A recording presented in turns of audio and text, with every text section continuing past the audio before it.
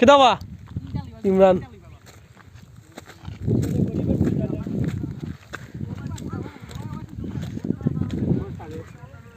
গিয়া বাবু ওই তো বাসে তো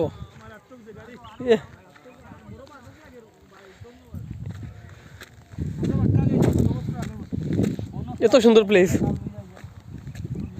কিতাবা এত বেদি আরো সুন্দর এটা মনে হয় কইতো হয় না খুব ভালো